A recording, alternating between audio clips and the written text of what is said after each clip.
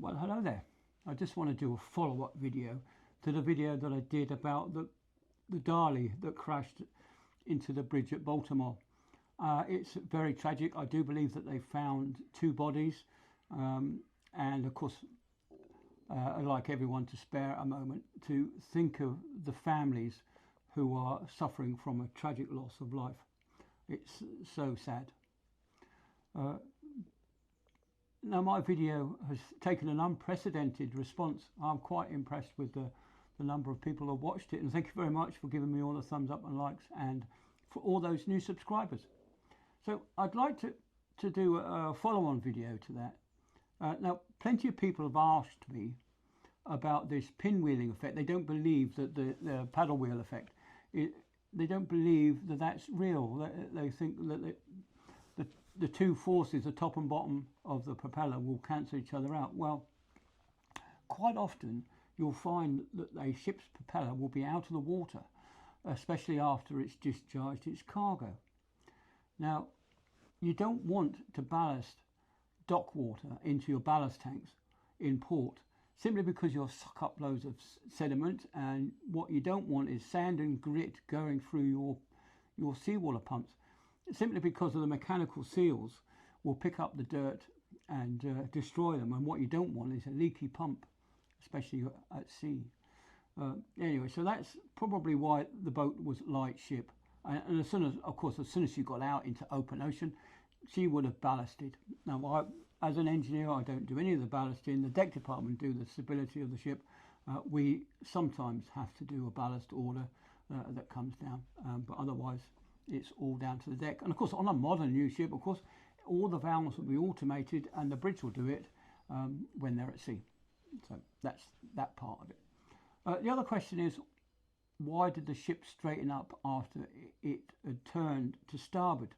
Well, I didn't mention it in my video simply because I didn't know about the timing involved of when they dropped that port anchor, but they did drop a port anchor, and probably it took a few minutes for that anchor to bite into the seabed to pull the ship around.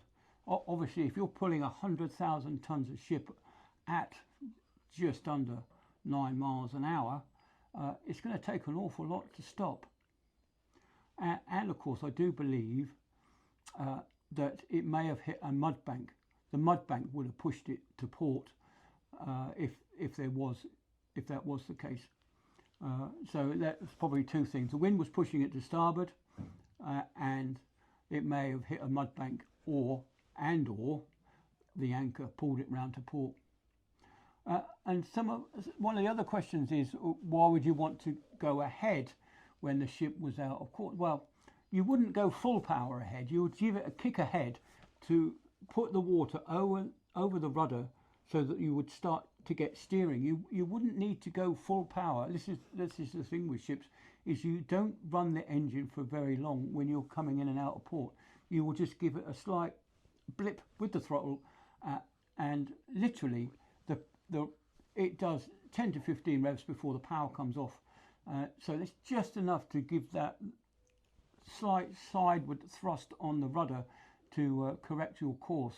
So that's why I said that if he went astern, he probably did the wrong thing. And by going ahead, he could have done little blips like that, not to give you forward momentum, but to correct your course. And if any of you have driven small boats, you'll know what I mean about using little blips of the throttle. Now, the other thing that people have asked me about is about the fuel. Now, fuel on board the ship is stored in wing tanks. There's side passageways that run down the entire length of a container ship, down both sides. The containers are in the middle, and these side passageways are where you walk up and down, and below those you have the wing tanks that will either be ballast or it will be fuel. In most cases it's fuel, because it don't have to carry a lot of fuel, these things. So the fuel comes on. It will be residual fuel. This is fuel that's left over from the refining process. There's not a lot of stuff left in it that you can use for your petrol or your diesels or your lube oils or whatever. It's just very, very heavy fuel, and these days it's all been processed. There's not a lot of sulfur in it, and of course it goes like tar when it gets cold. So the bunker tanks will be heated as well. Now the fuel is taken from the bunker tanks to the settling tank, and any water that's there will settle out of the tank, and it'll be drawn off the bottom by the duty engineer every day. And then the fuel is sucked through a centrifugal separator that takes out the lumps, the sand, the water, but it's getting heavier and heavier. The fuel is now heavier than water. On some of the ships that I've been on, we were carrying fuel that was much heavier than water, and of course the water would float on top, so it is quite difficult to get rid of the water that way. And of course, as the fuel goes into the engine, it will go through a series of fine filters to take out the last bit of dirt and whatever. And of course, if you do get dirty fuel, it will block your filters pretty damn quick. I tell you, the flow rate of these things is massive. Anyway, the auxiliary engines, there was 4 auxiliary engines on that boat. I think there was 2 4.4 megawatt engines and 2 3.8 megawatt engines. Now, I don't know what configurations they were being, but when the ship's on standby, going in and out of port, normally in port you'll have 1 engine running. That may have been the smaller engine because there's not a lot of load when there's no main engine running. And of course, when you're at sea, you would have 2 engines running. But standby, you may have 3 engines running. One is on the board, taking up load, but it's there to take up any slack in case one of the other generators trips off. So there will be that. And what I think happened was that there was a blackout, yes, and I do believe that the 4th generator kicked in and put itself back on the board and restored power. That's why they were able to start the main engine within 3 minutes. Sorry, they were able to start the main engine within a minute and go astern, full astern. And as I said, I do still believe that going astern was the wrong answer. Anyway, so we've talked about the fuel for the main engines for these engines. Now I'm going to put a picture of that engine into this video, just about here, so you can have. There we are. It's an MAN BMW engine, and it's what they call a super long stroke engine. It's got a 90 centimeter bore, and I couldn't find any information. It'll be available, but I just haven't looked far enough yet. So on the ship that I was on, going back to 2010, that was of that similar size, it also had a brand new engine, but it wasn't quite as narrow as this new one. We had a 96 centimeter bore with a 2.6 meter stroke, 3 injectors, and we burnt a Coke can of fuel every revolution. So with 3 injectors, they could take a Coke can of fuel each, and of course, when you wanted full power, you had 3 injectors running. This particular engine, I believe, has 2 injectors. I can't really see on the picture that it doesn't really show it, but it does seem like a very complicated engine to run. Now I've been looking at some of the specs on that engine, and it is all computer controlled, and in the event of a blackout, it will go fail safe, it will stop. The last thing you want is an engine that's running and you've got no control over it. So yeah, and of course the main engine has lube oil pumps that keep the bearings lubricated, and they are driven from the main generators. They don't come off a mechanical device. These things are independent electric motors. So of course, when the ship blacks out, you've got no fuel pressure. Now, if, for example, you have a problem with the engine and you lose a cooling water pump, for example, the engine won't just shut down straight away. You'll get a high temperature alarm, and then you'll also get a shutdown as well. So you'll go through a series of events before you get to shutdown. So in the event of a generator engine overheating, you will get a warning that it's overheating to allow you a few minutes to go and sort something out. If you need to open something, change seawater suctions, whatever you need to do, you have a few minutes to do it in before that engine stops.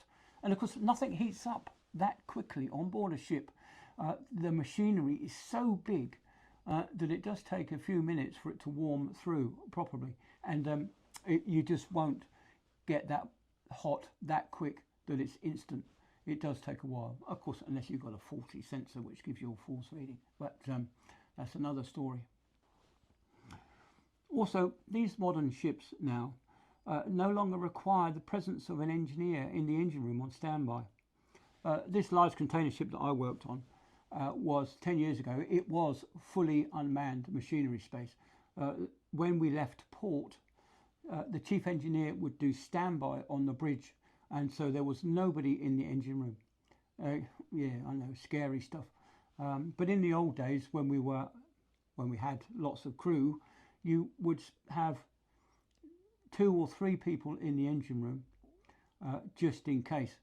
Now everybody else was in bed asleep, simply because we have what they call the hours of rest now. You have to have at least 6 hours of uninterrupted rest, or else the brown stuff starts to hit the fan, if you know what I mean. So yeah, there are regulations, and of course, when a ship gets into port, that's when the engineers become super busy. They may have had to pull a piston, they may have to do injectors, they may have had to do other work, but normally when you get into port, that's when you start doing lots of work. And of course, if you've been up all day, your hours of rest will go through the window, so you can't be up for standby to take the ship out. So this is why the ships are unmanned at sea during the night time, is because the engineers are in bed. And of course, the legislation that's out there now says that you don't need anybody down in the engine room, simply because everything has an alarm these days. Absolutely everything has an alarm. And of course, on a modern container ship, you will have an alarm panel in your cabin, and when you're on duty, when you finish in the evening, you then go to bed and the alarm goes off, and you then have a couple of minutes to run down to the engine room to answer an alarm that you may have. And of course, on some of the super modern ships that I was on, that you can answer the alarm on the bridge itself. So any station that you had on the ship, you could answer the alarm, and you could also control every aspect of the ship from these computer panels all around. Of course, that don't work when you're blacked out, does it? But anyway, so I don't know what happened on that particular occasion, whether there was people in the engine room or whether there weren't. But to go from your cabin, you've got to get your boiler suit on, you've got to put your boots on, to get down the steering gear. That will take a few minutes, especially on that particular boat where the steering gear will be down aft. So you probably have to walk along the main deck, down to the steering gear, and then down into the actual steering gear room itself. The same goes for the emergency generator. That will be out on deck somewhere, probably on the main deck, in a separate room, while away from the engine room, just in case you get a fire. So anyway, so yeah, I hope I've kind of dispelled a few things, and of course you're free to ask me any more questions. So I'm quite impressed with the number of questions that I've got so far, and I am beginning to work through all those from that previous video. But otherwise, I'm going to see you all later. See ya. Goodbye then.